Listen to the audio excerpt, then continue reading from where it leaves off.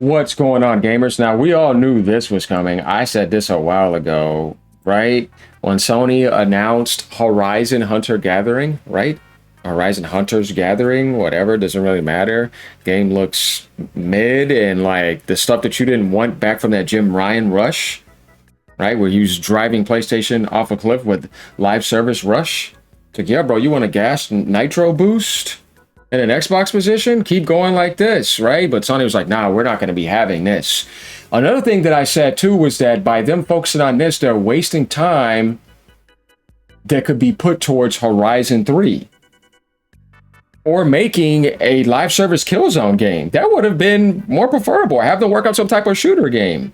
Not this nonsense that is from a era that people just know what this is by the ugly art and all that other crap. It's like, get out of here. We don't want that in gaming. We want really good video games, right? So yeah, this actually gets shut down. Yeah, the live service project is canceled. It's shut down. And they're rebooting it into an actual video game that does not have live service. So it's going to be your traditional game with story mode and multiplayer online, which I think they should have done originally, and actually redo all the characters, make them look epic, or make you have customized options where you can actually customize your character and not be hit with these ugly characters nobody wants to play. The art is just horrendous and it just looks mid. I'm like, what are you going for here? Nobody wants this. This is a bundle of everything worse than what's already available in the world. So we have a lot to talk about here. Become a member for $3. Leave a tip down below. Would appreciate it. Like, comment, and subscribe. Let's go. All right. So Bloomberg reports, this is from Bloomberg, Horizon Hunter Gatherings is being rebooted. So Sony shut down the live service project. Good job, Sony. You should shut down Fair Game too.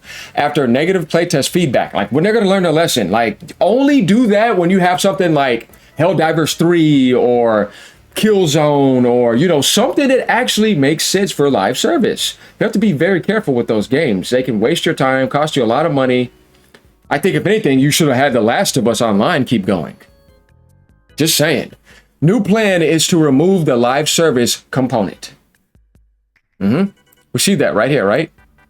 I'm all for this, because I'm telling you right now, it would have been a disaster. Steam players would have dumped on it. They would have ignored it.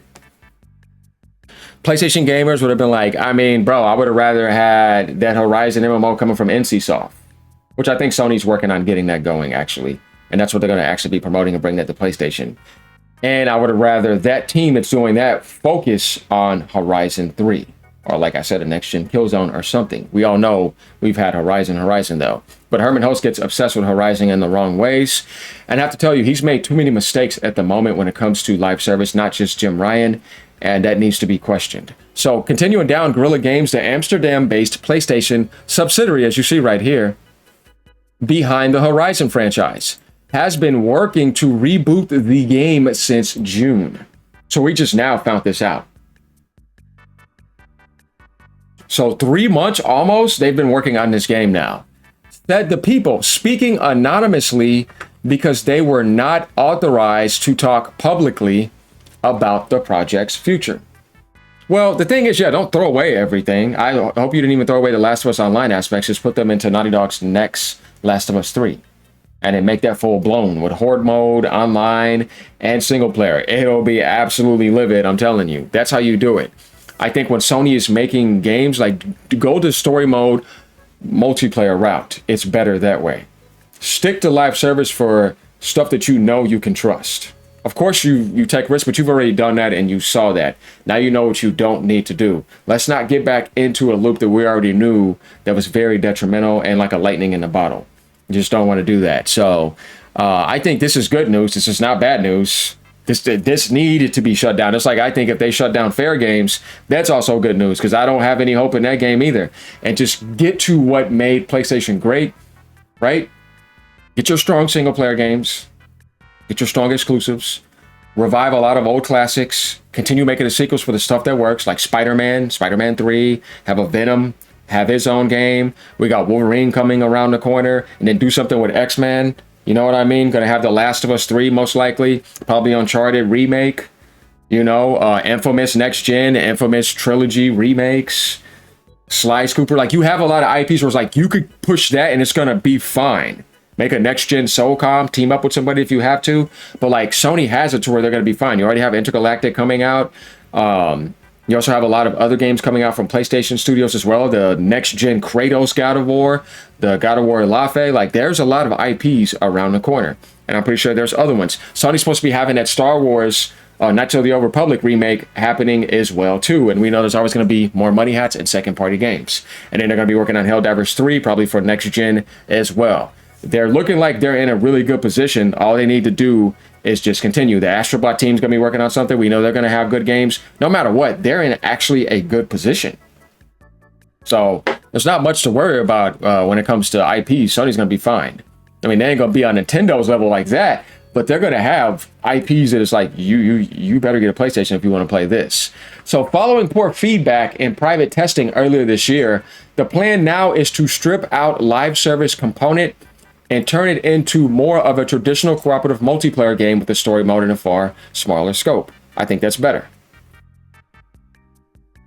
Tebow says it's almost done. The Calcordian timeline. We got Concord, High Guard, Marathon, and Horizon Hunter Gatherings. Sony could also be doing Destiny 3. I think eventually they need to do that with Bungie. That would actually be really good. Either way, they have so many IPs. I know PlayStation's going to be fine because, like, you have that. You have also, you could do Bloodborne Remake next gen, Demon Souls 2 or Bloodborne 2. There's just so much where it's like, yeah, you're going to be good. But this right here is absolutely comedy gold. And I want you guys to let me know what you actually think about this too. Because I'm telling you, like when it comes to live service, I feel like this generation would have been a lot better if Sony didn't get into that. We also got Sucker Punch 2. You know, they're going to make Ghost of whatever, part 3. There's going to be a part 3 to that. And they may have something else going on as well. There's always a lot of games that I know they have. The studios I know that are talented. Sony Ben Studio could be doing Days Gone 2 or something else, right? But either way, Siphon Filter, right? See, that's another IP Sony has. Either way, you could have had so many different games that you could have chose to go for that route rather than these garbage, sloppy political games. Like, I would have liked to see a Siphon Filter live service, SOCOM live service. You see what I mean? Days Gone or something in that type of sense. It's like, that would have been a better attempt. Last of Us Online, keeping that there, than all this stuff that nobody asked for. Same thing with Concord. It's like, instead of doing that, you could have did something that was with one of your IPs. Not God of War, though. He's like, no, that's God of War. Why are we doing this? No. Just, no. You have to like get the right game when it comes to live service. Literally, it has to be like some type of RPG or shooter, most likely. And if you can't do that, then just make a multiplayer and single player game. But yeah, I mean, they just need to get off this live service focus and only make something that makes sense. And I know you guys are going to agree with me. You don't see Microsoft ever really attempting live service. You ever notice that? Because they know better. Like, I'd say that's one of the few things where it's like, yeah, are you going to do this? Every time you think something has been tried, they canceled it. Because they just weren't confident in it. Live service is hard. It's actually one of the hardest developments in the industry because it requires working on it every single day, 24/7, and keeping the servers and maintenances going 24/7, live updates. It's not I made the game, I'm going to polish it, I'm going to release updates and just focus on the next project. No, you have to keep consistently monitoring it, getting moderators in there and watching over it. It's a full-time job 24/7. And if you want to work on other projects, it could be very tiring. That's what made Naughty Dog actually scared with Last of Us Online.